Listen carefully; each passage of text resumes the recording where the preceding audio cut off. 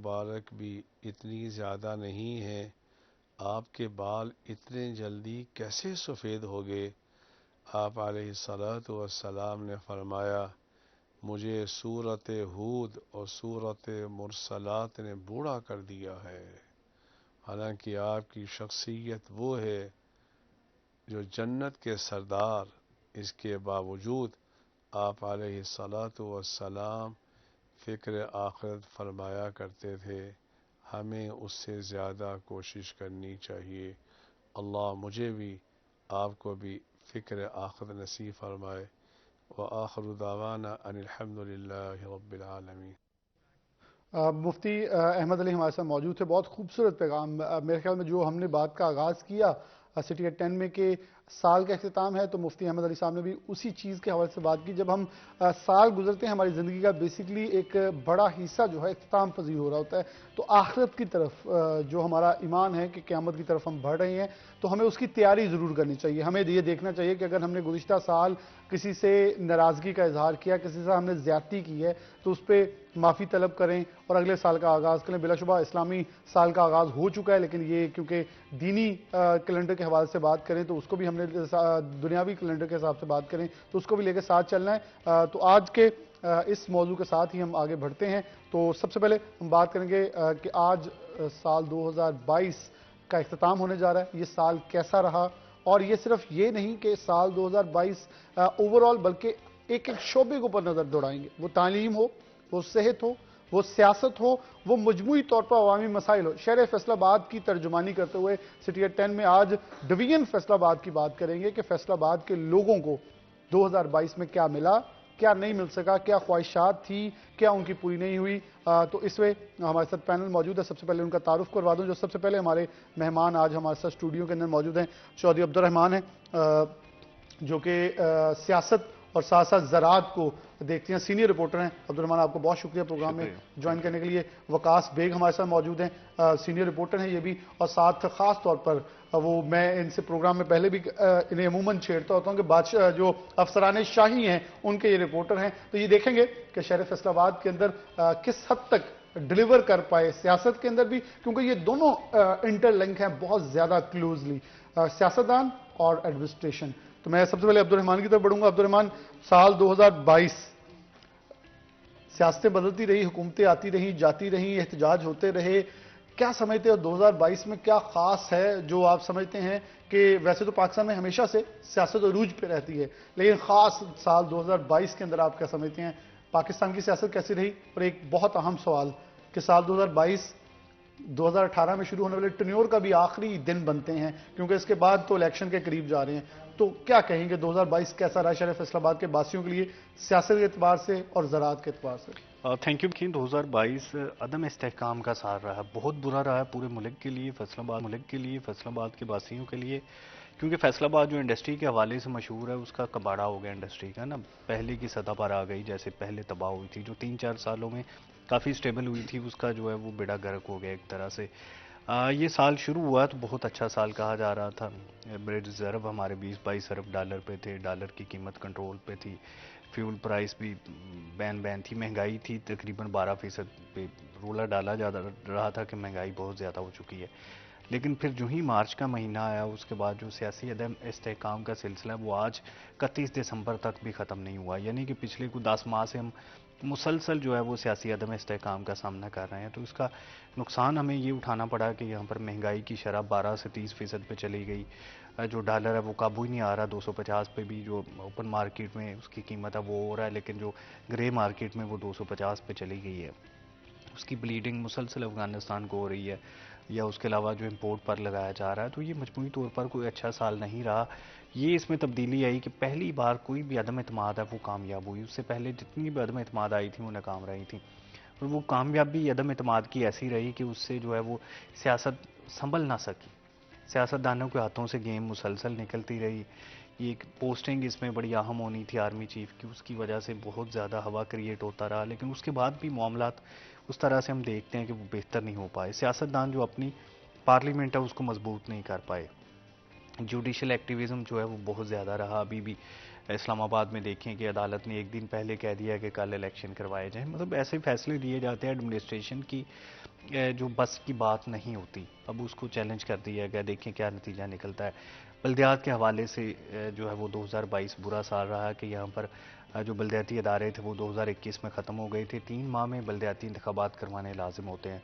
पूरा साल गुजर गया बल्दियाती इंतखाबात की, नए एक्ट बनते रहे, हल्का बंदियाँ, अभी तक हल्का बंदियाँ जो है वो तकरीबन 2 बार हो चुकी हैं और तीसरी बार जा रही हैं, जो 6 जनवरी को उनकी इब्तदाई फहरिस्त लगेगी।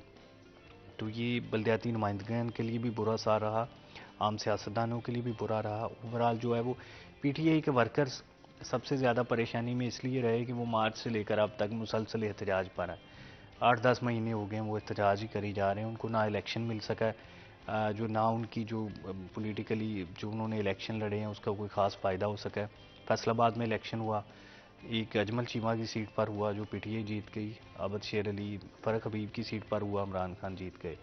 नून लीग को दोनों सीटों पर जो है वो शिकस्त का सामना करना पड़ा। लेकिन उसके बाद तकरीबन कुछ दिनों से या कुछ माह से नून लीग काफ़ी बेहतर पोजीशन में भी रही है, लेकिन अभी भी शायद वो तरह से नहीं चाह रहे। टेक्नोक्रेट हुकूमत का जो है वो शोशा बड़ा चौड़ा गया, जिसकी कॉन्स्टिट्यूशन में कोई अभी जगह भी नहीं उसकी बनती। बातें हो रही हैं कि 2-2.5 साल की बादकश बहुत तेज़ी से आजकल, क्योंकि जो हमारे ख़ास तौर पर केपी के वाली साइड पे जो हालात हैं उसके तनाज़र में देखा जा रहा है कि मुल्क इस मुतहम्मल नहीं है, एक तो मौशी तौर पे भी और कुछ सिक्योरिटी रीजंस के ऊपर भी बात की जा रही है कि कुछ सख्त फैसले लेने की बात भी गुज़श्ता रोज़ जो सिक्योरिटी एक मीटिंग भी हुई जिसके अंदर भी महल अहम फैसले लिए गए होंगे। अब्दुल आप वापस आते हैं, वकास बेग हमारे साथ मौजूद हैं। वकास, आटा, चीनी, घी, चीखते रहे लोग, लाइनों में लगे रहे। अभी 2 दिन पहले भी आटा आटा आटा होता रहा सारा दिन। मेरे ख्याल में पूरा साल भी बात करें तो प्रोग्राम के अंदर आटे के बहुत सारे प्रोग्राम सिटी एट 10 में टीम ने किए इसके ऊपर।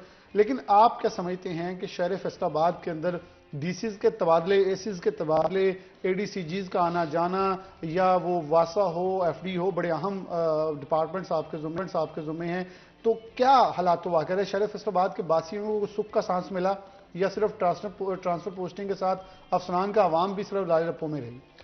बिलाल, बहुत शुक्रिया। यहाँ पे मैं अब्दुर्रहमान गुजर की बात का जो है वो थोड़ा उसको आगे बढ़ाऊंगा कि सियासत की तरह ब्यूरोक्रेसी के अंदर भी हालात वही रहे कि यहाँ कुर्सी का खेल खेला जाता रहा। चेयर जो है वो वही रही, चेयर पे बैठने वाले जो है वो तब्दील होते रहे पूरा साल। अगर डिप्टी कमिश्नर की बात करें तो डिप्टी कमिश्नर के तबादले हुए, कमिश्नर डिविजनल कमिश्नर जिन्हें 4 जिला को देखना होता है वो तब्दील हुए। डीजी एफडीए की बात करें तो एक ही सीट पर जो है वो 3 से 4 डीजीज जो हैं वो साल 2022 में रहे। इसी तरह अगर हम वासा की बात कर लें तो वासा का इस साल भी वही हाल रहा कि साल भर जो है अफसरान ना तो बहुत ज़्यादा टिक पाए और जो टिके भी कुछ वक्त के लिए वो भी काम नहीं कर पाए। हमारे यहाँ ऐसे भी इदारे रहे जहाँ 5 दिन के अंदर 7-7 बार तबादले किए गए अफसरान के, जिसके बायस जब अफसरान ही अपनी कुर्सियों पर पूरी तरह से विराजमान नहीं हो सके तो फिर शहरियों को रिलीफ किस हद तक मिलना है ये हर शख्स जो है वो जान सकता है। ख़ास तौर पे बात आपने की आटा, चीनी की और घी की, तो मैं ये समझता हूँ कि अशिया खुर्दोनोश में हर वो चीज़ जो एक गरीब शहरी के लिए उसके घर का चूल्हा चलाने के लिए, किचन चलाने के लिए ज़रूरी थी, वो पहुंच से दूर होती हुई दिखाई दी। मुतअद्दिद बार रेट्स जो हैं वो निकाले गए ज़िला इंतज़ामिया की जानिब से के रेट्स को कम किया जा रहा है, डिक्रीज़ किया जा रहा है, और उसके बाद जो है पीसीएम मतलब प्राइस कंट्रोल मजिस्ट्रेट जो है उनको बहुत ज़्यादा एक्टिव करने की कोशिश की गई, लेकिन शहरियों को रिलीफ उस तरह से मिल नहीं पाया जिस तरह से मिलना है। अगर मैं ये कहूँ कि एक लफ्ज़ इस्तेमाल किया जाता था 1947 में 2 तबकाती निज़ाम का, कि किस तरह से 2 मुख्तलिफ तबके हैं जो अलग अलग लाइफ गुजारेंगे, तफरीक के अंदर डाला जाता है। बिल्कुल इसी तरह से अभी भी सूरत हाल यही दिख रही है। मतलब एक ही शहर है, एक ही इंतज़ामिया है, एक ही पंजाब गवर्नमेंट है, इसके बावजूद हमारे यहाँ आटा जो है वो 3 मुख्तलिफ कीमतों पर फ़रोख्त हो रहा है और उसकी इजाज़त दी जा रही है। पहला आटे का रेट जो है वो प्राइवेट दुकानदारों का है, मिल ऑनर्स का है, जो कि 1000 रुपये 1100 से बढ़ चुका है फी 10 किलो का रेट जो है।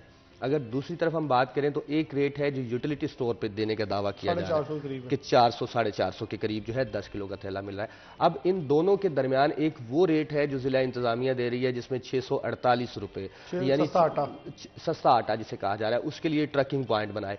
मतलब हमारे शहरी जो हैं फैसलाबाद के ये पूरा साल 2022 जो है ये लाइनों में लगे हुए दिखाई दिए, खा वो लाइन आटे की हो, खा वो लाइन जो है वो घी की हो, चीनी की हो, दालों की हो, वासा के मसाइल की लाइन हो, या इसके साथ साथ हम ये कह सकते हैं कि एफडीए के मसाइल की लाइन हो, हमारे यहाँ मास्टर प्लान जो है हाँ, वो एंड एक पे मास्टर बड़ा प्लान आ गया और इशू वो भी रहा। मुतनाज़ा हो गया है। बिल्कुल, वो भी मुतनाज़ा हो गया।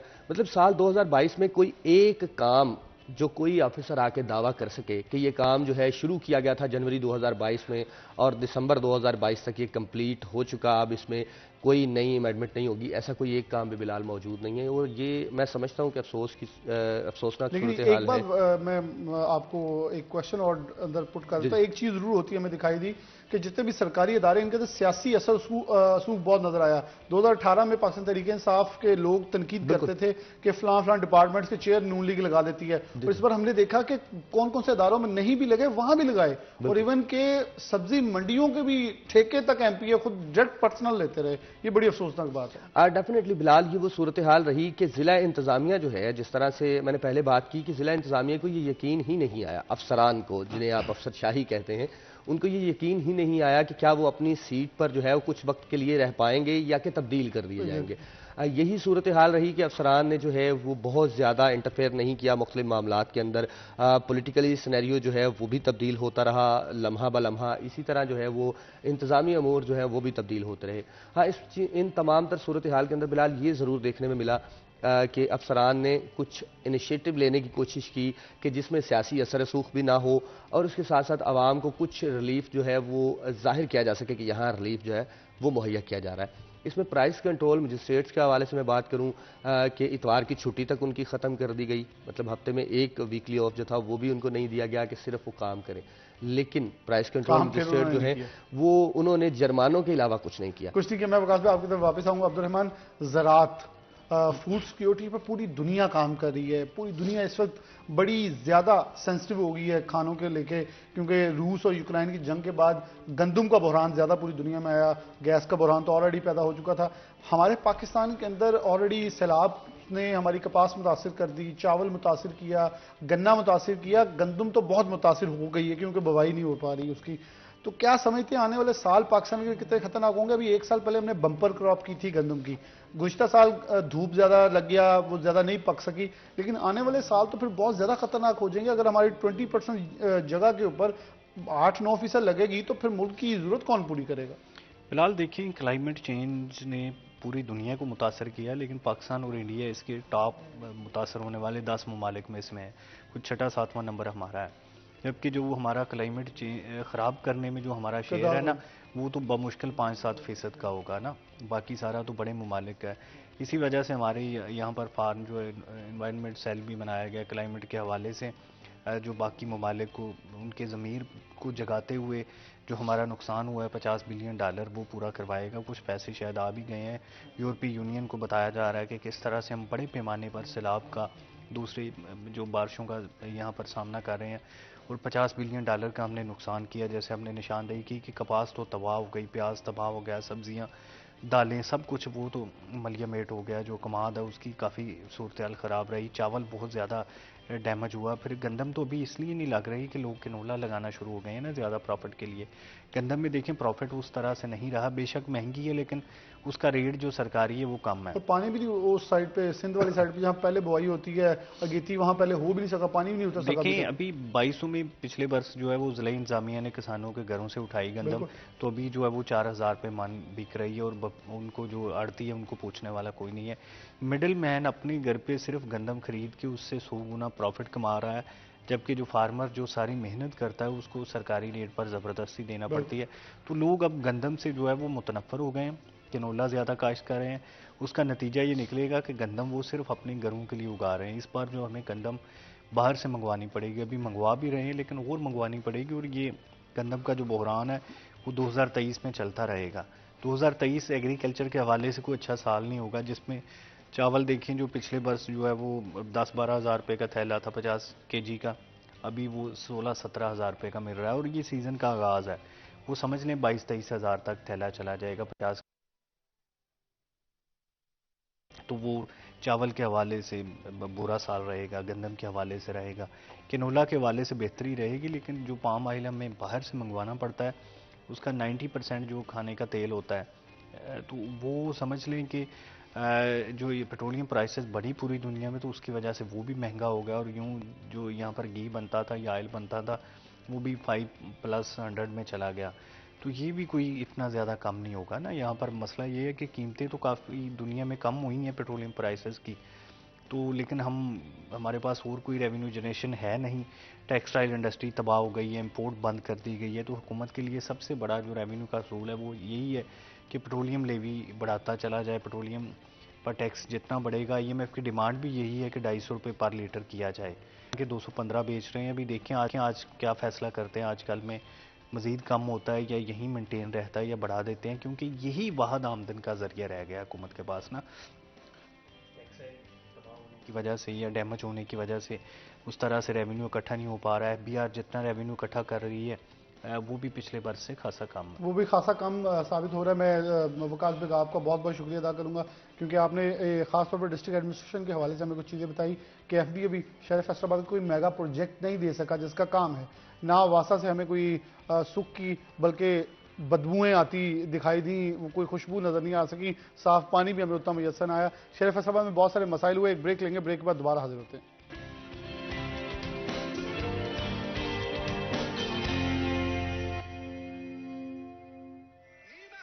वेलकम बैक नाज़रीन, दोबारा से प्रोग्राम सिटी एट 10 में आपको खुशामदीद कहते हैं। हमारे साथ मेहमान हमारे मौजूद हैं, चौधरी अब्दुर्रहमान है, और साथ हमें ज्वाइन किया है हाशिर वड़ाइज ने, जो कि हमारे कोर्ट रिपोर्टर हैं, बड़े यंग और एनर्जेटिक रिपोर्टर हैं हमारे। तो मैं मेरे ख्याल में हाशिर से शुरू कर लेते तो अब्दुर्रहमान की तरफ वापस आ जाएंगे। हाशिर, साल 2022 के अख्ताम के अंदर कितना समझते हैं आप कि इंसाफ के तकाजे पूरे हुए हैं, लोगों को इंसाफ मिल सका है फैसलाबाद के सिविल कोर्ट से, फैसलाबाद के सेशन कोर्ट से, बल्कि इधर बैंकिंग कोर्ट भी है, इसके अलावा दीगर जो कोर्ट्स हैं उसको भी देखा जाता है, और फिर ख़ास तौर पर सबसे बड़ा शहर फैसलाबाद के अंदर हाई कोर्ट बेंच के लिए क्या कोई तकाजे पूरे किए जा सके? शहर फैसलाबाद के बासियों को इंसाफ के असूल के लिए आसानियाँ पैदा हुई? सबसे पहले तो बिलाल आपका बहुत शुक्रिया। जिस तरह आपने ओवरऑल एक साल की बात की, तो अगर हम गुज़िश्ता सालों की बात करें और इस साल की बात करें, तो जितने नए केसेस का इंदराज हुआ, जितने फैसले हुए मुख्तलिफ जजेस की जानब से मुख्तलिफ अदालतों के अंदर जो है, चाहे वो सिविल हो, सेशन हो, और जितने जो केसेस हैं वो निपटाए गए, या उनमें से मुराद ये है कि उनको डिस्चार्ज कर दिया गया, जो केसेस हैं उनको ख़त्म कर दिया गया या खारिज कर दिया गया। तो देखें तो ये साल जो है फैसलों के हवाले से हमें काफ़ी ज़्यादा बेहतर लगता है, खसूसन सेशन कोर्ट्स की मैं बात कर रहा हूँ उनके हवाले से, क्योंकि उनमें तकरीबन इस साल जो है वो तकरीबन 56,000 के लगभग जो केसेस हैं वो नए आए, उनमें अपीलें भी शामिल थी, उनमें नए मर्डर केसेस के समेत दीगर जो रेप केसेस, इस तरह के नए केसेस का अंदाज भी हुआ, और 6,000 के लगभग जो है वो 2021 की पेंडेंसी थी। तो 56 ये मिलाकर तकरीबन जो है ये 63,000 के लगभग जो है वो केसेस बनते हैं अदालतों के अंदर, और तकरीबन जो है वो 58,000 के लगभग जो केसेस हैं उनका ओवरऑल जो है वो फैसला हुआ है सेशन कोर्ट्स के अंदर। तो इसको अगर देखें तो हमारी जितने भी वकला से इस हवाले से बात हुई, दीगर जो अदालती अमला है उससे हमारी बात हुई, तो उनका ये कहना है कि अगर ये एवरेज रेशियो देखें तो ये बहुत ज़्यादा बेहतरीन है, क्योंकि रेशियो अच्छी हुई है। 4,000 की सिर्फ पेंडेंसी जो है वो रह गई है सेशन कोर्ट्स के अंदर, और 4,000 की जो पेंडेंसी है वो कोई इतनी ज़्यादा नहीं है, क्योंकि नॉर्मल इस तरह भी केसेस होते हैं जो कि 2022 मिड के बाद जो है वो अदालतों के अंदर आए हैं। तो ऐसे केसेस का फैसला जो है वो बामुश्किल जो है वो 6 माह या 1 साल के अंदर होता है। तकरीबन साल से 1.5 साल का अरसा जो है, या 1 साल से ज़्यादा का अरसा जो है वो फैसलों में लग जाता है। तो सेशन कोर्ट्स की कारकर्दगी तो जो है वो काफ़ी ज़्यादा बेहतर रही है। सिविल कोर्ट्स की अगर कारकर्दगी की बात करें तो उनमें भी इस हद तक ये कारकर्दगी बेहतर रही है, क्योंकि हमारे जो फैसलाबाद में नए जो सेशन जज हैं जो इस वक्त हाल में जो तैनात हैं इस वक्त भी, खालिद बशीर साहब, उनकी जानिब से जो है वो सिविल कोर्ट्स की सबसे अच्छी बात यह है कि सिविल कोर्ट्स की पेंडेंसी जो है वो तकरीबन 1 लाख से नीचे आ गई है। वरना अमूमन हम अगर गुज़िश्ता सालों की बात करें तो सिविल कोर्ट्स दोनों मिला के, चाहे उनमें सिविल कोर्ट्स उनमें सिविल केसेस हों, फैमिली केसेस हों, चाहे क्रिमिनल ऐसे केसेस हों जो कि सिविल के दायरा इख्तियार में आते हैं, तो ऐसे केसेस की पेंडेंसी जो है वो गुज़िश्ता सालों की अगर बात करें तो उनमें 1,10,000 1,20,000 तक जो है वो रहती थी। लेकिन इस साल की अगर हम बात करें, आज के दिन तक की बात करें, तो तकरीबन 78,000 जो है वो टोटल पेंडेंसी है इस वक्त जो है वो सिविल कोर्ट्स की। तो पेंडेंसी तो ये बहुत ज़्यादा है, लेकिन अगर गुज़िश्ता सालों के साथ हम मिलाएं तो जहाँ पर 1 लाख से जायद, 1 लाख, 1.25 लाख इतनी पेंडेंसी होती थी, वहाँ पर अब ये जो पेंडेंसी है ये 78,000 तक जो है वो तकरीबन आ गया। तो इस हवाले से ये जो साल है ये अदालतों के हवाले से काफ़ी ज़्यादा बेहतर हुआ, आवाम को जो है वो काफ़ी ज़्यादा फ़वायद हुए। जल्द से जल्द जो आवाम चाहती है इंसाफ का हसूल, काफ़ी ज़्यादा मुकदमात में जो है आवाम का हसूल, उसको जल्द से जल्द फैसले हुए, आवाम को इंसाफ मिला। जबकि दीगर कोर्ट्स की अगर बात की जाए तो उसमें सबसे अहम जो कोर्ट मैं समझता हूँ, क्योंकि फैसलाबाद एक इंडस्ट्रियल सिटी है, तो उसमें सबसे अहम कोर्ट जो है वो कंज्यूमर कोर्ट ही कंसीडर की जाती है। इसमें FIA भी है, लेकिन जो कंज्यूमर कोर्ट है वो ज़्यादा है, क्योंकि जो कंज्यूमर कोर्ट है वो हर आम आदमी को, अगर कोई भी जो एक छोटा खरीदार है, चाहे 500 रुपये का, 100 रुपये का, उसको भी जो है वो इंसाफ मिलता है। तो कंज्यूमर कोर्ट में भी कारकर्दगी कंज्यूमर कोर्ट की तो काफ़ी ज़्यादा बेहतर रही, लेकिन जो केसेस का अंदराज है वो इसमें नहायत कम हुआ। उसकी मुख्तलिफ वजूहत बताई जाती हैं। एवरेज की अगर बात करें तो हर माह के अंदर 20 से 25 जो केसेस हैं वो कंज्यूमर कोर्ट के अंदर आते थे, और इतने ही केसेस का जो फैसला है पेंडेंसी मिला के, गुज़िश्ता माह के केसेस मिला के या गुज़िश्ता सालों के केसेस मिला के, एवरेज 15 से 20 केसेस का जो फैसला है वो होता था। लेकिन यहाँ पे यह है कि शायद जो आवाम है उसको इतना शऊर नहीं अभी तक मिल सका कंज्यूमर कोर्ट के हवाले से। और दूसरी सबसे एक अहम वजह यह भी है कि जब हम जुडिशियल कम्प्लेक्स की बात करते हैं तो कंज्यूमर कोर्ट जो है वो उससे अलग है। तो अब स्पेशल जो है लोगों को वहां पर जाना पड़ता है, और वकुला जो है, आप कोई भी एक वकील अगर वहां पर जा रहा है अपनी पेशी के लिए तो उसका सारा दिन वहीं पे गुजर जाना है, जिसकी वजह से जो लोग हैं या वकुला हैं उनका इतना ज़्यादा रुझान ही नहीं बढ़ा जो है वो कंज्यूमर कोर्ट की जाने पर। लेकिन जितने केसेस का अंदाज हुआ। अच्छा, ये हमने बड़ा कम देखा है हाशिर हमेशा से कि जो कंज्यूमर कोर्ट है लोगों को आज भी अपनी जो हक है वो इस्तेमाल करना बड़ा कम आता है। मेरे ख्याल में हम अब्दुल रहमान से भी इस पर राय ले लेते हैं। रहमान, एक कंज्यूमर कोर्ट की एक डेफिनेशन है कि यानी कि हम अपने राइट्स के लिए उनके पास जाएं किसी भी छोटी चीज़ के लिए। दुकानदार या ताजर अपना कारोबार करते हैं, लेकिन कभी कुछ लोग ब्रांड्स जो हैं वो लोगों को लूट भी लेते हैं, मतलब डैमेज पीस पे देते हैं, उसके ऊपर फिर सीना जोरी भी करते हैं। लोगों को आज तक ये मालूम नहीं हुआ कि हमारा कोई एक राइट कंज्यूमर कोर्ट भी है। क्या समझते हैं कि अवाम की आगाही कितनी ज़रूरी थी 2022 के अंदर, जो कि अवाम शायद फिर हमारी वैसी की वैसी रही है। बहुत सारी चीज़ों के अंदर देखें तो हम बहुत ज़्यादा रिफाइन होकर आगे नहीं बढ़ सके। इससे पहले मैं हाशिर ये पूछना चाहता हूँ कि एक कंज्यूमर कोर्ट से एक फैसला एवरेज कितने दिनों में आता है?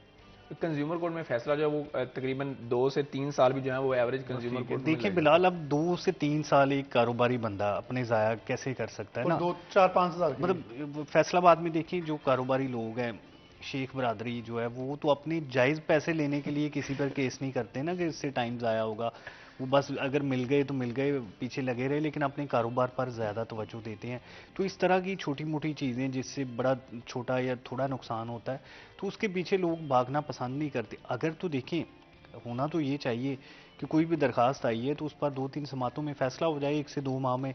देखिए 2 से 3 साल में तो लोगों का जो है वो कत्ल का गम भी वो बहुत हल्का हो जाता है, प्रॉपर्टी का जो गम है वो भी उनका जो रिवेंज है वो ख़त्म होना शुरू हो जाता है ना, सुलह की तरफ चल जाते हैं। ये तो 5-10 हज़ार का 20 का जो नुकसान है या किसी चीज़ में ताख़ीर हुई है तो वो फिर वो समझते हैं कि वो उतना हमारा शायद नुकसान नहीं हुआ जितना हम केस करके करेंगे ना। लगा के चले जाएंगे। एग्जैक्टली, वो बाहर पेशी पे जाएंगे, टाइम ज़ाया करेंगे। तो ये फिर देखिए, ये हाशिर ने बड़ी अच्छी रिपोर्ट दी है कि ओवरऑल जो हमारा, जो मैं समझ सका हूँ कि सारी कोर्ट्स का मिला के जो पेंडेंसी है वो 1 लाख से नीचे है। तो ये तो बड़ी खुशाइंद बात है, क्योंकि हमने तो हमेशा सुना है, बल्कि केसेस पेंडिंग बहुत ज़्यादा होते हैं। ये अभी देखिए रेवेन्यू डिपार्टमेंट के केसेस जो पेंडिंग है वो 10,000 से ज़ायद हैं। मतलब हालांकि वो तो बड़ी जल्दी हल हो जाने चाहिए, वो क्लियर बातें होती हैं उसमें ना कि प्रॉपर्टी के कागजात हैं जिसके हैं उसको मिल जानी चाहिए। या कोई वंड का मसला होता है कि जिसमें एक फ्रीक उठ के कहता है कि जो वंडियाँ डाली गई हैं ना ये सही नहीं है, तो ये दोबारा डाल दी जाएं। वो दोबारा बिलाल, वो दोबारा डलते डलते 10 साल गुजर जाते हैं। यानी कि ये रेवेन्यू डिपार्टमेंट वाले इतने सुस्त वाक़या हुए हैं। तो ये तो फिर इस हिसाब से रेवेन्यू डिपार्टमेंट को भी देखते हैं ना, तो उसके हवाले से भी बहुत सारी तो इस हिसाब से तो ये रेवेन्यू जो कोर्ट्स है बड़े अच्छे डिसीजन दे रही हैं।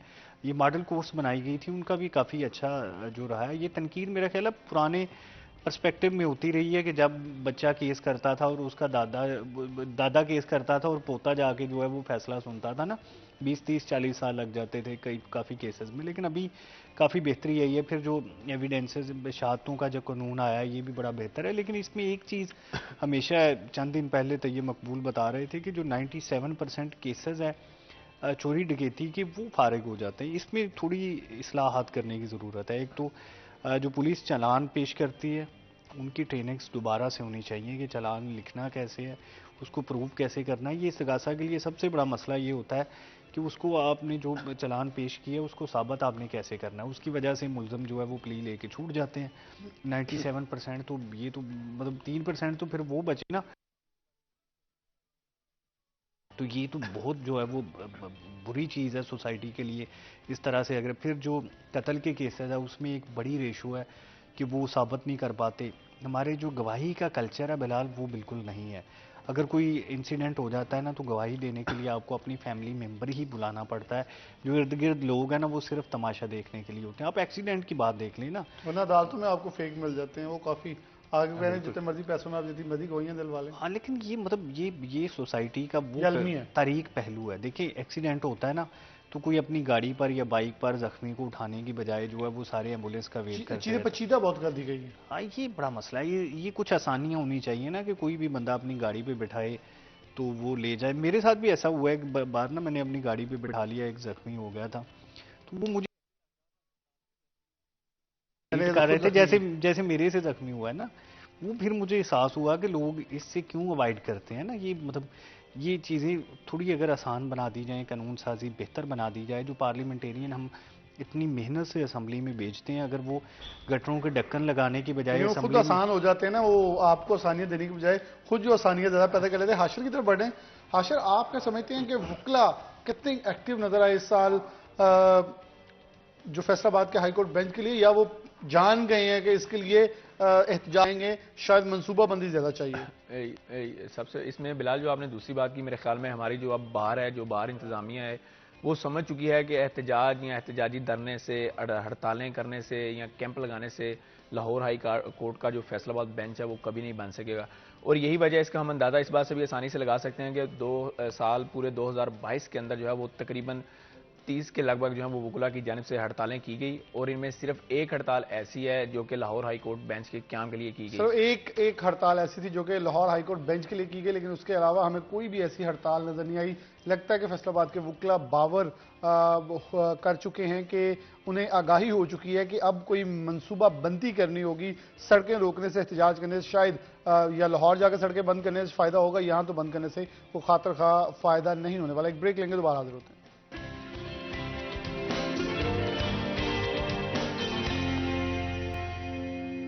वेलकम बैक नाज़रीन, दोबारा से प्रोग्राम के अंदर आपको खुशामदीद कहते हैं। प्रोग्राम सिटी एट 10 साल का आखिरी दिन प्रोग्राम आपके साथ जारी है। तबसरा कर रहे हैं कि शहर फैसलाबाद के बासियों के लिए 2022 कैसा रहा। बल्कि जब सिटी 41 की बात करते हैं, सिटी एट 10 की बात करते हैं, हम डिवीजन फैसलाबाद की बात करते हैं। सिटी 41 सबकी आवाज़ है और हर शहर का बासी जो है हमारे लिए बहुत ज़्यादा मखदूम है। तो बात करेंगे झंग की।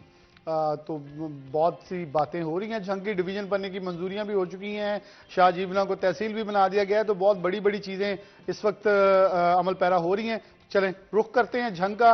रमज़ान मिर्ज़ा साहब मौजूद हैं, हमारे वहाँ के ब्यूरो चीफ हैं सिटी 41 के झंग के। तो हमारे साथ कॉल पे मौजूद हैं। रमज़ान मिर्ज़ा साहब, आप मेरी आवाज़ सुन रहे हैं?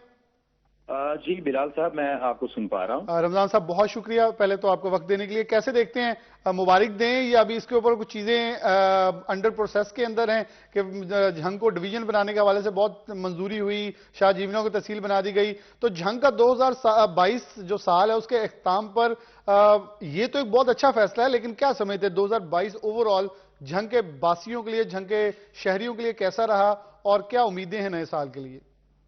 बिलाल, बहुत शुक्रिया आपका। अभी मैं मुबारकबाद इसलिए वसूल नहीं करूंगा कि ये झंग को डिवीजन बनाने की तमाम तर बातें अभी कागजात में ही मौजूद हैं। इनके ऊपर जो सियासी कायदीन हैं वो कोशिश तो कर रहे हैं, लेकिन अभी तक गवर्नमेंट ऑफ पंजाब की जानिब से इसकी हतमी मंजूरी सामने नहीं आई। गो के कई एक जगहों पे इसको रिपोर्ट किया गया, लेकिन झंग के इस हवाले से पार्लियामेंटेरियन से भी मैंने राब्ता किया तो इस हवाले से कोई ठोस शवाहिद सामने नहीं नजर आए।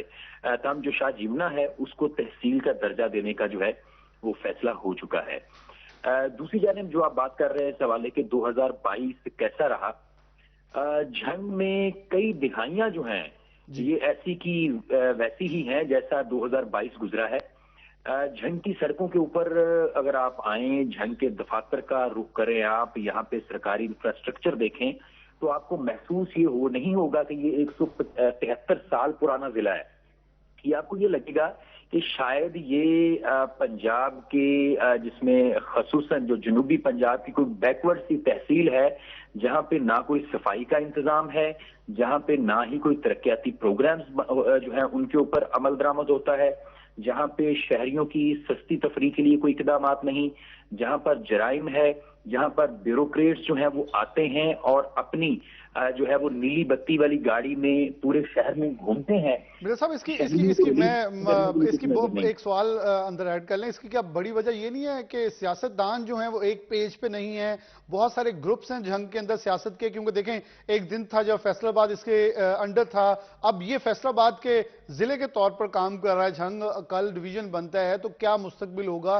क्या इसके पास सोर्सेज हैं? क्योंकि रिसोर्सेज फैसलाबाद के तो पास बहुत हैं, लेकिन जंग के पास चैम्बर ऑफ कॉमर्स बना, लेकिन जंग चैम्बर ऑफ कॉमर्स ताहाल अभी तक परवान नहीं चढ़ पाया। बहुत सारे बड़े बड़े नाम जंग से पैदा हुए, लेकिन वो कुछ नहीं अभी तक वैसे परफॉर्म कर सके। बिलाल, बिल्कुल ऐसा ही है। ये माई हीर की धरती है, ये दानश्वरों की धरती है। यहाँ पे स्कॉलर्स, डॉक्टर्स, इंजीनियर्स, जजेस और बड़े बड़े ब्यूरोक्रेट्स जो है जो पैदा हुए हैं इस धरती से। लेकिन अफसोस की बात यह है कि जो जंग के मुकामी सियासतदान हैं, उनका भी इसमें पूरा का पूरा किरदार है जंग को बैकवर्ड रखने में। मोटरवे का लिंक तक नहीं दिया गया इसको। यहाँ पर रेलवे स्टेशन जो है वो तकरीबन गैर फाल नजर आता है। एक दिन में एक ही ट्रेन यहाँ पे आती है और वो भी घंटों इंतजार के बाद आती है। और जो बात आप कर रहे हैं कि सियासतदानों को इसमें अपनी जिम्मेदारी अदा करने की जरूरत है, तो ये जिम्मेदारी ही सियासतदानों की ही है कि वो ऐसे ब्यूरोक्रेट्स यहाँ पे लेके आए, यहाँ पे वो फंड्स लेके आए गवर्नमेंट ऑफ पंजाब से, जो इस इलाके के जो है वो हकीकी तर्जुमानी करते हुए इसके मसाइल हल कर सकें। मेरे साहब बहुत शुक्रिया। इस पे मेरे ख्याल में एक तफसीली प्रोग्राम जरूर होगा कि साल 2022 के बाद अब जंग का मुस्तकबिल, क्योंकि डिवीजन वाला एक पूरा एक प्रोग्राम बनता है जिसमें बात होगी कि आखिरकार जंग कहाँ था और कहाँ पहुंच चुका है, कहाँ मुस्तकबिल होना चाहिए और वहां के लोगों का किरदार क्या है। अली रजा हमारे साथ मौजूद हैं, इन्होंने हमें ज्वाइन किया है। बहुत शुक्रिया अली, आपका स्पोर्ट्स सपोर्टर है हमारे और साथ सोशल मीडिया के स्टार भी हैं। तो अली, बहुत शुक्रिया वक्त देने के लिए। कैसे देखते हैं शहर फैसलाबाद के बासियों के लिए 2022? सोशल मीडिया के ऊपर आपकी स्टोरीज बड़ी वायरल होती रही, बड़े आप चुटकुले लगाते रहते हैं, लेकिन स्पोर्ट्स के अंदर कितना समझते हैं शहर फैसलाबाद को हक मिल सका? एक ऑस्ट्रो ट्रफ के अलावा कुछ अच्छी चीज बताइएगा जो कि सालों बाद मिल तो चुकी है, लेकिन शायद मेरे ख्याल में ऑस्ट्रो ट्रफ लग जाएगी, अब हॉकी स्टेडियम ना गिर जाए जिस हद तक वो खस्ता हाल हो चुका है। और बाकी इकबाल स्टेडियम में स्पोर्ट्स प्रोग्राम के अलावा या जितने भी स्कूल हैं उनके स्पोर्ट्स गाला के अलावा कुछ हुआ? बहुत शुक्रिया बिलाल। मेरे ख्याल में 2022 स्पोर्ट्स पे भारी रहा। कोई भी एक बड़ा ग्राउंड भी हमें जो है वो गवर्नमेंट की जानब से नहीं दिखाई दिया, जो हम कह सकें ये गवर्नमेंट के इस साल दिया गया है कि यहाँ पे बच्चे गेम कर सकें। ग्राउंड तो बड़ी दूर की बात है, कोई कम्प्लेक्स हमें नहीं, बात है कोई के दे दिया जाता जहाँ पे बच्चे अपनी गेम कर सकते। इसके साथ अगर अखबार स्टेडियम की बात करें तो वही बात है कि जो स्कूल्स हैं उन्होंने अपना जो आबाद किया हुआ है अखबार स्टेडियम को, तो उसमें जिला इंतजामिया का भी कोई कसूर नहीं है। मैचेस नहीं होंगे, अगर कुछ नहीं होगा तो उन्होंने अपने रेवेन्यू के लिए इन चीज़ों को इकट्ठा करने के लिए यहाँ पे स्कूल के इवेंट जो है वो करवाने। लेकिन इस चीज का नुकसान भी है बिलाल, क्योंकि अगर स्कूल्स के इवेंट्स होंगे वहां पे बच्चे आएंगे, वहां पे गंदगी फेंकी जाती है, घास जो है वो खराब हो जाती है विकेटों के ऊपर। रावलपिंडी की डेड पिचेस से तो हमारी पिच अच्छी थी। वैसे मैंने नवीद भाई से भी हमारी बात हुई तो उन्होंने कहा हमारी पिच बहुत अच्छी है, खेल को तो देख लें यहाँ आगे एक बार। नहीं, यहाँ पे हर चीज बहुत ही अच्छी है। यहाँ पे शायकीन क्रिकेट बहुत अच्छे हैं लोग, क्योंकि मैंने पहले भी हर दफा टाइम फुल हो जाता है ग्राउंड, हर दफा ये बात की थी जब आई तो उसमें पाकिस्तान फैसलाबाद का रोल था, जो क्राउड था वो फैसलाबाद का दिखाया गया था, लेकिन बदकिस्मती उसके बाद जो है वो नहीं। अब उम्मीद है कि जो नजम सेठी साहब आए थे 2023 में शायद हमें कोई एक दुक्का जो कोई ऐसा मैच मिल जाए, पीएसएल का कोई मैच मिल जाए जिससे हम नजम सेठी के आने से एक और उम्मीद पैदा हुई है कि लगता है फैसलाबाद की टीम भी शायद शामिल हो जाए, क्योंकि हम हमेशा वो टीमें इंक्रीज करने जब उनका टर्नओवर है टीम ज्यादा हुई हैं। जी पूरा उम्मीद है, लेकिन अभी तक जो नया उन्होंने अपना एक रूल निकाला है उसमें तो अभी तक वही टीमें जो पीएसएल में थी पहले। हो सकता है कि उसके बाद दोबारा अगर कोई चांस बन जाए तो 2023 में हमें कुछ सरप्राइज मिल जाए, लेकिन हमारी सिर्फ यही कोशिश है। अगर हमारी आप टीम नहीं भी रखते फैसलाबाद की कोई बात नहीं है, लेकिन यहाँ पे मैच यहाँ पे जरूर करवाएं ताकि 2023 में लोगों को खुशी मिल सके। 2022 में तो हम लोग वो चीज नहीं दे सके जो आवाम को डिलीवर करनी चाहिए थी, तो आवाम मायूस थी क्रिकेट के हवाले से भी। इस पे आप हॉकी की भी अगर आपने बात की, आस्ट्रोटर्फ आखिरी साल के आखिरी दिनों में जो है वो पहुंची फैसलाबाद में।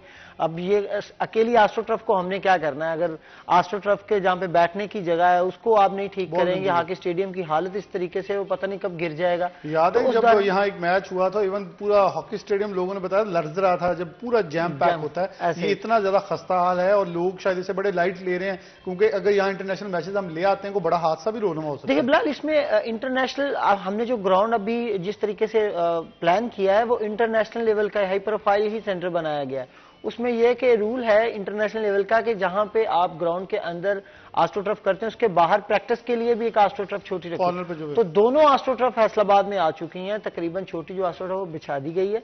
जो इंडोर है जो स्टेडियम के अंदर लगेगी वो अभी उस पर काम जो है वो पहले हफ्ते में, जनवरी के पहले हफ्ते में शुरू होगा। तो उसके अलावा कुछ रूम बनेंगे उसी जगह पे, वो जगह भी डिसाइड कर ली गई है। एक हाई प्रोफाइल जो है वो सेंटर बनाया जाएगा ताकि यहाँ पे इंटरनेशनल मैचेस जो है वो हो सके।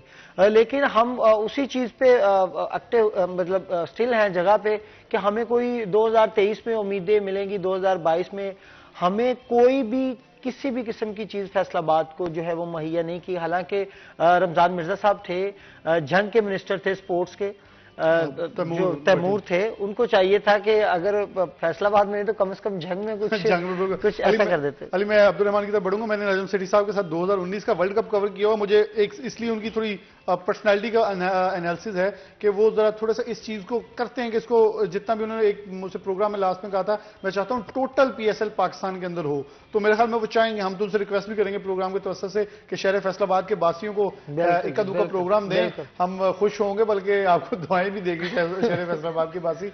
अब्दुल रहमान, आप क्या देखते हैं कि 2022 के अंदर तो सियासत इतनी अच्छी नहीं रही, लेकिन इस साल को जैसे मैंने स्टार्ट में एक सवाल किया था, ये एनालिसिस भी होगा कि पाकिस्तान तहरीक इंसाफ की गवर्नमेंट जो पंजाब में तो वही रही है सारा थ्रू आउट 3 माह के अलावा, क्या परफॉर्म कर पाई है इलेक्शन में जाने के लिए? कौन सी पार्टी कितनी तैयार है? नून लीग ने गुलाम अहमदाबाद के अंदर कन्वेंशन किया, आप मौजूद थे, क्या नून लीग किक बैक कर रही है या कर पाएगी?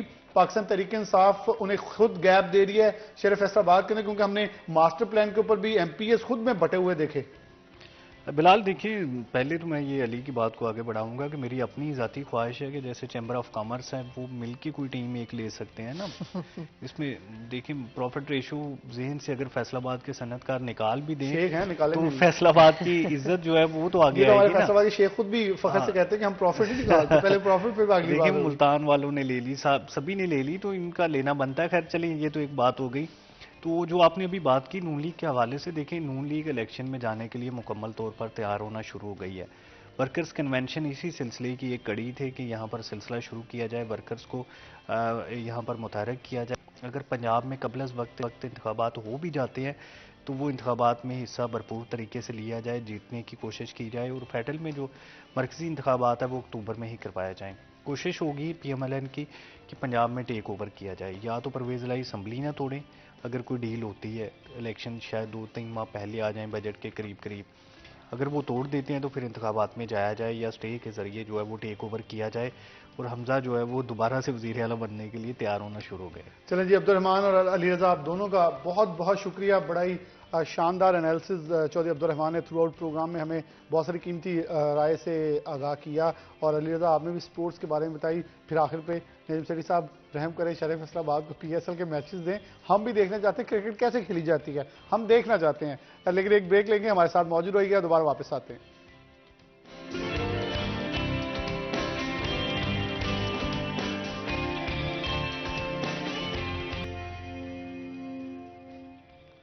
वेलकम बैक नाज़रीन, दोबारा से प्रोग्राम सिटी एट 10 में आपको खुश आमदीद कहते हैं। हमारा दूसरा हिस्सा जो प्रोग्राम का बड़ा अहम शुरू हो चुका है। मेहमानों को तारीफ कराते हैं क्योंकि हम साल 2022 के ऊपर बात करें। साल 2022 का अख्ताम आज आखिरी दिन है, आखिरी गुरूब आफ्ताब होगा, आखिरी सूरज तुलू हो चुका है, दिन का आगाज़ भी हो चुका है, ठंडक भी है हल्की हल्की सी, और मौसम भी जो खुशगवार है। लेकिन इसके साथ ये भी बता दें कि महंगाई के हवाले से भी अगर आज की आखिरी रिपोर्ट देखें तो दाराशुमारियात के मुताबिक महंगाई में साल 2022 का आखिरी महीना दिसंबर सबसे बेहतर साबित हुआ है। पहले हफ्ते में मुस्तहकम रही, फिर 3 हफ्ते मुसलसल जो है वो मामूली सा डिफरेंस रहा, लेकिन नीचे गई है, एटलीस्ट कम होती दिखाई दी, जो कि 34-35% के ऊपर जारी थी। मजमूई तौर पर वो भी 29% के करीब रुकती हुई दिखाई दी है।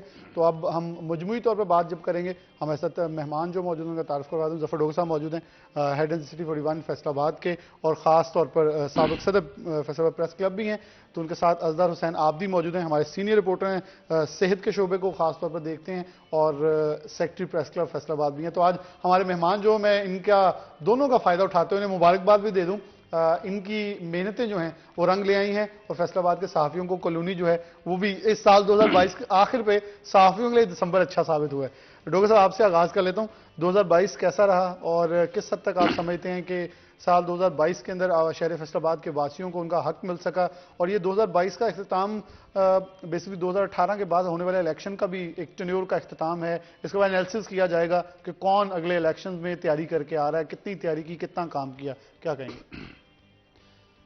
यूँ लगा बिलाल के ये जो आखिरी जुमले आपके, उनको यूँ लगा कि हम फिर 2018 में ही खड़े हैं, और बल्कि 2018 में शायद बेहतर पोजीशन में थे, और आज तो डिफ़ॉल्ट का ख़तरा बढ़ गया। जहाँ पीटीआई का दौर शुरू हुआ, जो तब्दीली का नारा लेके आए, एंड पे जब उनका टेन्योर ख़त्म हो रहा है, या उससे कुछ 1.5 साल पहले कह लें, जो जब गवर्नमेंट नई आ गई, पौने 3 साल, पौने 4 साल हुकूमत रही पीटीआई की, और पाकिस्तान के सबसे बड़े सूबे में अब भी है, बिल्कुल, और केपीके में भी अब भी है। तो बेसिकली ये पीटीआई के ही 4 साल गिने जाएंगे, 5 साल। तो 5 साल दौर में पीटीआई ने जो कुछ किया, बदकिस्मती से, अब हम जब कहेंगे तो कहेंगे शायद ये नून लीग के हैं, ये उनका वतीरा है, हक़ाइक़ का सामना करने को कोई तैयार नहीं है। जहाँ से सफ़र शुरू किया था इन्होंने, तवक्को थी कि ये मुल्क में बहुत बड़ा एक इनकलाब बर्पा कर देंगे, बहुत बुलंदो बांग दावे, सब्ज़ बाग, फिर वो काला बाग, और पता नहीं कितने बाग दिखाए इन्होंने। और मैं समझता हूँ यहाँ तक कि लोग कहते हैं कि पुराना पाकिस्तान ही वापस कर दें। बस वो अब इंतहा ये है कि हम आज पूरी दुनिया में पाकिस्तान एक ऐसे दोराहे पे खड़ा है कि जहाँ वो दुआओं की बिना पे ही चल सकता है, लेकिन दुआओं से कोई मुल्क नहीं चला करते। इसलिए हम सबको, मैं समझता हूँ कि जो हुआ सो हुआ, एक नए जोश, जज्बे और वलवले और अज़म के साथ एक नए साल में नए अहद की बुनियाद रखना होगी। उसके लिए इत्तफ़ाक़ राय बहुत ज़रूरी है, उसके लिए सब लोगों का एक साथ बैठना बहुत ज़रूरी है। ये 4-5 साल तबाही की दास्तान है, इसकी बारीकियों में पूरे 5 साल हम जाते रहे कि क्या क्या हो रहा है, साथ साथ बताते रहे, हर शोबा, हर रिपोर्टर बताता रहा, आपने बहुत प्रोग्राम किए। उसकी डिटेल्स में अब नहीं जा सकते हम, वक्त कम होता है, लेकिन मैं इसे तबाही की दास्तान का नाम दूंगा, और दुआ गो हूँ कि अल्लाह करे कि अगला जो साल तलू हो, वो इस वक्त जहाँ आज हम खड़े हैं, ये वाकई डू और डाई की पोजीशन है। या तो मिन हैसल कौम हमें बैठकर ये फैसला करना होगा कि हमें, देखें, एक होता है बावकार अंदाज में जीना, इस वक्त वो बात नहीं रहेगी। इस वक्त तो सबसे पहले जीने का मरहला दरपेश है कि पाकिस्तान जो है जहां खड़ा है, इसकी सर्वाइवल का मसला बना हुआ है। लेकिन ज़ाहिर है कि इंशाल्लाह अल्लाह के फज़ल से हम इसे बचाएंगे, इसे संवारेंगे। हर शख्स से, तो वो सवाए एक शख्स जो किसी के साथ बैठने को ही तैयार नहीं, उसका कुछ नहीं कह सकते। जमहूरियत में डायलॉग जो होता है, गुफ्तगू जो होती है, मकालमा जो होता है, वो रूह होता है इसकी। इवन कि उनके साथ कुछ लोग भी कल असद कैसर भी इसकी तरफ, जो 2.5 साल की गवर्नमेंट के ऊपर बात कर रहे थे, यानी कि पाकिस्तान तहरीक इंसाफ के अंदर बैठे लोग भी इसके ऊपर बात करना चाह रहे हैं कि हम सियासत छोड़ के इस वक्त कौम, एक नेशन, मेरा वन नेशन थ्योरी इस वक्त हमें नाफजुल अमल करनी चाहिए कि पहले पाकिस्तान बचा लें, फिर सियासत होती रहेगी। आप देखें ना कि मतलब जब आप बैठेंगे नहीं, बात ही नहीं करेंगे, यार आप डिक्टेटर हैं क्या हैं, अब सोलो फ्लाइट क्या होते हैं, मतलब सारे पाकिस्तान के सारे लोग करप्ट हैं, सारे बददयानत है, एक आप ही ठीक है, ये नहीं हो सकता। मशावरत होती है, डिस्कशन होती है, मुख्तलिफुल ख्याल लोग होते हैं, मुख्तलिफ मंशूर के हामिल लोग होते हैं, आपने मिनिमम कॉमन एजेंडे पे उनको इकट्ठा करना होता है, और वो इस वक्त है कि पाकिस्तान को बचाने का, इसकी सर्वाइवल का, इसको आगे ले जाने का मसला दरपेश है। और इसके लिए जब तक सब लोग, सब स्टेक होल्डर नहीं बैठेंगे सर जोड़ के, अभी देखें कल एक जो कौमी सलामती कॉन्फ्रेंस जो हुई, अब भी शायद जारी है, 2 रोज़ा थी, उसमें जो डिस्कशन देखें, हमारे घर तक पहुंच गए हैं दुश्मन, जो पाकिस्तान की बुनियादों को हिला रहे हैं। इन लोगों को बदलना होगा, इनका मुकाबला करना होगा, इनके खिलाफ फाइट करना होगी। और ये साहब कह रहे थे कि मैं 10,000 जंगजुओं को पाकिस्तान में ला के बसाना चाहता था। मतलब मुझे समझ नहीं आती यार कि मतलब आप क्या यहाँ क्या किसके लिए, जो गलती हम पहले कर चुके हैं हम शायद दोहराने की तरफ क्यों जंगजू इधर लाना चाह रहे हैं? मैं कहता हूं कि इस वक्त जो भी हमारे मामलात को हैंडल कर रहे हैं, हमें डील कर रहे हैं, जो भी जिनके हाथ में भी अनाने इक़्तिदार है, उनका फर्ज है कि बहुत सख्त डिसीजन लें, हार्ड डिसीजन लें। पाकिस्तान की सलामती का मसला है, पाकिस्तान की बका का मसला है, पाकिस्तान के मुस्तकबिल का मसला है। कोई नरमी ना करें, कोई रियायत ना दिखाएं, जो कुछ पाकिस्तान के मफाद में है वो उससे किसी का फायदा होता है, किसी का नुकसान होता है। आप पाकिस्तान के मफाद की खातर वो कर गुजरें, ये बहुत ज़रूरी है, वरना छोटे मोटे इकदाम से हम सर्वाइव नहीं कर पाएंगे। असदार, आप सेहत के शोबे के हवाले से कैसे देखते हैं साल 2022 के अख्ताम के अंदर शहर फैसलाबाद के बासियों को सेहत की सहूलियात के हवाले से क्या सहूलियत मिल सकी, और कितनी इलाज गाहें जो हैं वो ख़ासतौर पर तामीर हुई, या सिर्फ उनकी ईंटें लगने बाकी रह गई हैं, जहाँ की हैं वहीं की वहीं रुकी? अच्छा बिलाल, मैं डोगर साहब की बात को आगे बढ़ाऊंगा। जिस तरह डोगर साहब ने कहा कि पाकिस्तान जो है इस वक्त डिफ़ॉल्ट होने की सतह पे जो है वो खड़ा हुआ है, तो फैसलाबाद के सहाफ़ियों के लिए एक अच्छी खबर है ऐसे मौके के ऊपर कि जो वज़ीर आला पंजाब हैं उनकी जानिब से 25 करोड़ रुपए ग्रांट का जो ऐलान किया गया।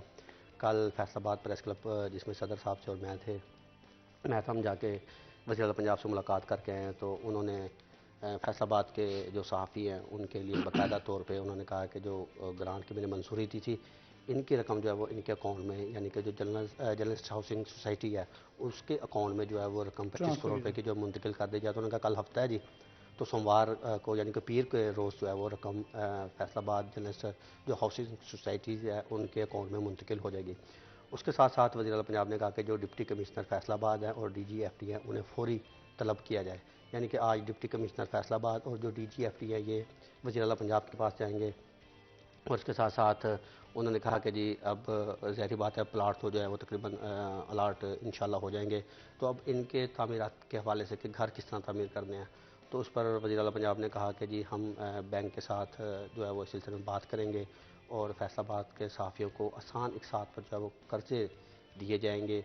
और इसके साथ साथ उन्होंने कहा कि जी फैसलाबाद प्रेस क्लब के लिए 50 लाख रुपए की जो ग्रांट था उसका भी उन्होंने ऐलान किया कि जो सालाना ग्रांट है 50 लाख रुपए की वो फैसलाबाद के प्रेस क्लब को मिलेगी। और इस सिलसिले में उनका ये कहना है कि मैं फैसलाबाद जल्द आ रहा हूँ और मैं आकर चेक जो है बताते खुद अपने हाथ से जो है वो प्रेस क्लब की जो इंतजामिया है इसे के हाथ जो है वो दूंगा। अच्छा, रही बात सेहत के सहूलियात के वाले से, जो मनसूबे तकरीबन मुझे 10-12-13 साल हो चुके हैं सहाफ़त से वाबस्ता, जो 12-13 साल पहले के मनसूबे हैं वही अभी तक चलते ही आ रहे हैं, वो अभी तक ताहाल 2022 में भी जो मुकम्मल नहीं हो सके। अगर इनकी लागत के वाले से बात की जाए 3,900 मिलियन से ज़ायद के ये मनसूबे हैं जिन्होंने 2-2 साल में मुकम्मल होना था। जैसे जनरल अस्पताल समनाबाद के वाले से अगर बात की जाए तो ये 2014 में काम इसका शुरू हुआ, 50 से 250 बेड पे इसकी तोसी शामिल थी। 2000 बदकिस्मती देख लें कि 2022 इख्तिताम हो चुका है, तकरीबन आज इसका आखिरी रोज़ है और अभी तक इसके तामीराती काम जो है वो मुकम्मल नहीं हो सके। इसके साथ साथ हमारा जनरल अस्पताल हसीब शहीद कॉलोनी है वो भी 250 बेड पे जो है वो फाल होगा, इलाका मकीनों को इलाज मुआवजे की सहूलियात मुयसर आ सकेंगी। अगर जनरल अस्पताल हसीब शीर कॉलोनी के हवाले से बात की जाए तो ये 2016 में मनसूबा जो था इसके फ़ंड जो जारी हुए और 2018 में जो था ये मनसूबा मुकम्मल होना था, मगर कुछ फ़ंड्स की तख़ीर के बाइस ये मनसूबा जो है वो अभी तक पाया तकमील तक तकरीबन जो तामीराती काम है ये आखिरी मराहल में जो है पहुँच चुके हैं और ये भी जो है बदकिस्मती से साल 2022 में भी ये मनसूबा मुकम्मल नहीं हो सका। इसी तरह फैसलाबाद के तहसील हेडक्वार्टर अस्पतालों के हवाले से बात की जाए जो कि महकमा प्राइमरी एंड सेकेंडरी हेल्थ के मातहत शामिल है। इसी तरह फैसलाबाद के 4 तहसील हेडक्वार्टर हॉस्पिटल जिसमें हमारा समुद्री शामिल है, तांदराला शामिल है, चक झुमरा शामिल है। तो अगर झुमरे और समुद्री के वाले से बात की जाए तो ये 60 बेड से जो है वो 120 बेड पे गए हैं, 120 बेड के मनसूबे हैं। अब इनकी इमारतें जो है तांदराला की इमारत मुकम्मल है, चक झुमरे की तकरीबन इमारत जो है मुकम्मल है और इसके साथ साथ जो हमारा तहसील हेडक्वार्टर अस्पताल समुद्री है इसकी इमारत मुकम्मल है, मगर अभी तक समुद्री को और इसके साथ साथ जो चक झुमरा है इन अस्पतालों को जो है मशीनरी नहीं मिल सकी, इसलिए साल 2022 में ये भी फाल नहीं हो सके। तानियाला के वाले से बात की जाए 40 बेड से 100 बेड पे ये मुंतकिल होना था मनसूबा, इमारत मुकम्मल है, मशीनरी रहती है वो फराम नहीं हो सकी, इसलिए 2022 में तहसील हेडक्वार्टर अस्पताल तांदरे वाला जो है वो भी फाल नहीं हो सका। अच्छा, खुड़ियावाला के वाले से बात की जाए एक अच्छी खबर थी खुड़ियावाला के इलाका मकीनों के लिए साल 2022 में कि RSC सेंटर जिस 2016 में 20 बेड से 60 बेड की तोसी के हवाले से मनसूबा बनाया गया था, इमारत मुकम्मल हुई और साल 2022 में बिल्डिंग डिपार्टमेंट ने जो इमारत थी वो महकमा सेहत इंतजामिया के हैंड ओवर की और मगर मशीनरी फराम नहीं हो सकी। इसे तहसील हेडक्वार्टर अस्पताल का दर्जा तो मिल गया मगर मशीनरी फराम ना होने के सबब जो तहसील हेडक्वार्टर अस्पताल खुड़ियावाला है ये भी मुकम्मल तौर पर फ़ाल नहीं हो सका। इसी तरह हमारा जो जड़ावाला अस्पताल है अरसा दराज से सियासत की नज़र जो है चलता आ रहा है, तो इसका PC1 अरसा दराज से कभी कोई ऑब्जेक्शन लग जाता है, कभी कोई ऑब्जेक्शन लग जाता है। ये साल 2021-22 में जो था ये मंजूर हुआ इसका PC1, मगर अभी तक जो है इसके फ़ंड्स आप देख लें कि अभी तक इसके फ़ंड्स ही जो है वो जारी नहीं हो सके और ये 1 साल कबल ये मंजूर हो चुका है। ADP स्कीम में PC1 इसका मंजूर हो चुका है मगर तकरीबन 2 साल ख़त्म हो चुके हैं, अभी तक इसे जो है वो फंड्स वगैरह जो है वो मुयसर नहीं आ सके, जिसकी बुनियाद पे जो तहसील हेडक्वार्टर अस्पताल जड़ावाला है वो वहीं पे खड़ा है जहाँ पे आज से कई साल पहले जो था वो सॉरी खड़ा था। अच्छा, RSC के हवाले से बात की जाए हमारा कोई भी नया सेंटर जो है वो साल 2022 में नहीं बन सका। अगर BHU की सतह पे बात की जाए जिसे बेसिक हेल्थ यूनिट सेंटर कहा जाता है, तो उसके हवाले से एक अच्छी खबर है कि हमारे पास 54 बेसिक हेल्थ यूनिट जो कि अरसा दराज से 24 घंटे के लिए काम कर रहे थे। टोटल जो तादाद है बेसिक हेल्थ यूनिट की फैसलाबाद में वो है 168, यानी कि 168 बुनियादी मराकज़ सेहत इस वक्त फ़ाल है। इनमें से 54 बुनियादी मराकज़ सेहत ऐसे हैं जो कि 24 घंटे चलते हैं, माँ बच्चा सेहत प्रोग्राम के तहत हामला ख़वातीन को डिलीवरी की सहूलत फराम कर रहे हैं। इसके अलावा अगर कोई मरीज़ बीमार होकर चला जाता है तो उसे मेडिसिन वगैरह जो दवाई वगैरह मिल जाती है। अच्छा, ये साल 2022 में 54 बुनियादी मराकज़ सेहत की जो तादाद है वो 124 कर दी गई है, यानी कि 70 से ज़ायद बुनियादी मराकज़ सेहत ऐसे हैं जिनके औकात कार जो है वो टाइमिंग 6 घंटे से बढ़ाकर 24 घंटे कर दी गई है कि वहाँ पे अब वो 24 घंटे फाल रहेंगे, 24 घंटे वहाँ पे हामला ख़वातीन को जो है वो डिलीवरी की सहूलियात मुयसर आ सकेंगी।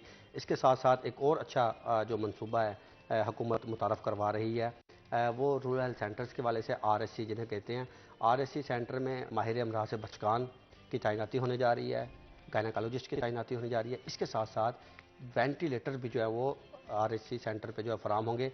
ये इब्तदाई तौर पर फैसलाबाद की 6 RSC है जहाँ पे ये मनसूबा जो है वो शुरू होने जा रहा है। टोटल जो तादाद है फैसलाबाद ज़िले की RSC सेंटर्स की वो बनती है 16 में से 6 मनसूबा शुरू होने जा रहा है और इसके साथ साथ बेसिक हेल्थ यूनिट जिसे मॉडल प्लस के हवाले से मनसूबा बनाया जा रहा है BHU मॉडल प्लस। इसमें से 3-3 फी तहसील में से जो है वो ऐसे बुनियादी मराकज़ सेहत होंगे जहाँ पे 24 घंटे जो है डॉक्टर ड्यूटी के फ़राइज़ अंजाम देंगे। ऐसे होता है कि मॉर्निंग के औकात में डॉक्टर होता है, इवनिंग और नाइट में जो है वो डॉक्टर नहीं होता वहाँ पे। अच्छा, क्योंकि हम ब्रेक की तरफ बढ़ना होगा, बहुत शुक्रिया आपका। सेहत के हवाले से आपने बहुत ही ब्रीफली डिस्क्राइब किया। ज़फ़र डोगर साहब हमारे साथ मौजूद होंगे, अज़हर आपका इस हवाले से शुक्रिया। आपने सेहत के हवाले से जो ब्रीफ हमें नोट्स हैं वो दिए हैं कि सेहत के हवाले से BHUs के हवाले से कुछ अच्छी चीज़ है कि आवाम को 24 घंटे सर्विसेज प्रोवाइड हो रही हैं, लेकिन वैसे देखें तो टीचिंग हॉस्पिटल और दीगर अस्पतालों के ऊपर देखें कोई खातर ख्वाह इकदाम नज़र नहीं आ रहे। एक ब्रेक लेंगे, हमारे साथ मौजूद रहेगा, वापस आते हैं।